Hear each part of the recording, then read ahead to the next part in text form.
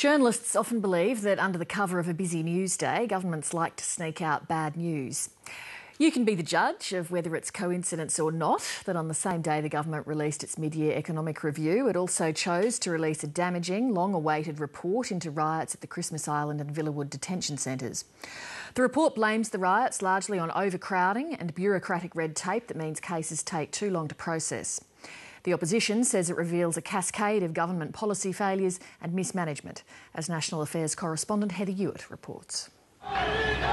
The riots at Villawood and Christmas Island detention centres earlier this year came at the peak of chronic overcrowding, with more than 6,000 asylum seekers in detention. A fact highlighted in the report commissioned by the government and finally released today. I think the public expects and is entitled to a thorough independent report, and that's what this is. Will managing immigration detention miraculously become easier, or will it become perfect? No, it won't. There will always be challenges and stresses in managing immigration detention. Still, the government has accepted all 48 recommendations that go to issues of improved staff training and management of tensions within the centres, along with increased security. The Minister has had plenty of time to think about it.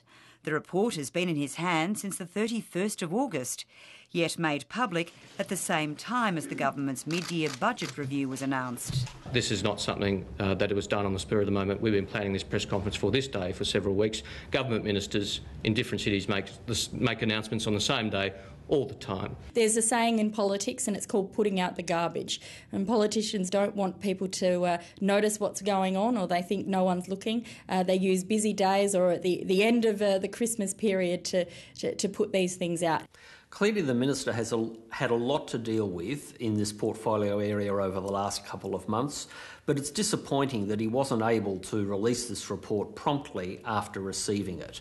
It shows just how swamped and overwhelmed his department is by the issues which they're trying to deal with. They've certainly had a lot to deal with, announcing that more asylum seekers will be allowed into the community on bridging visas, and that those who arrive by boat will now have the same access to the review tribunal as those who come by plane. This should alleviate the strain on detention centres, something the Minister claims is already happening. What he seized on today was the finding the riots were sparked by asylum seekers on what he termed negative pathways, people who'd been knocked back for refugee status. We did have a detention network under stress. We had a high proportion of people in immigration detention who were on a negative pathway, had been told that they were not refugees, and who took the approach that this protest might lead to a change in visa outcomes. The significant issue here is the number of people in the system who turn out not to be genuine refugees, and that's what's different to previous waves of migration. My point is that the majority of people who were at that stage in February, March through to about May, who were on negative pathways, have since had those decisions overturned once there was due process and a proper review of their status. Over 78% of them have been found now to be actually in genuine need of protection. I think people involved in these riots were frustrated at the situation they found themselves in, but the source of that frustration is that nobody was properly listening to their claims for protection.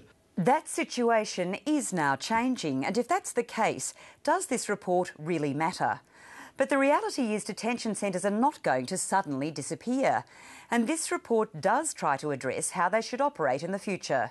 It stresses the importance of better staff training without specifically blaming Serco, the company contracted to run detention centres. The real issue was the very speedy increase in numbers, which impacted right across the board. It impacted on the infrastructure, on the actual training of the people who were going to deal with that. It really impacted across the board. Serco has a tough job. We do have issues with Serco in terms of the contract. From time to time we take appropriate action on those issues, as has been recently publicised. But there's no particular criticism of Serco in this report. I think it's fair to say that the reviewers find that Serco carried out their obligations under the contract and that there was no particular action or lack of action by Serco which led to these events. Part of the problem here, Heather, is that we've outsourced our detention facilities to a private company whose whole idea is to make a profit. Well, we're dealing with very vulnerable people. Hiding behind the contract is simply not good enough. Details of the Serco contract remain confidential, but it's recommended that some aspects be reconsidered to deal with changed circumstances and that there be more effective reporting of incidents in detention centres. What the review doesn't address is the behaviour of federal police called in to deal with the riots.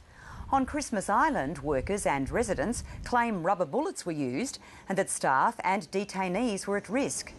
Despite the government's denials, they say they have pictures to prove it.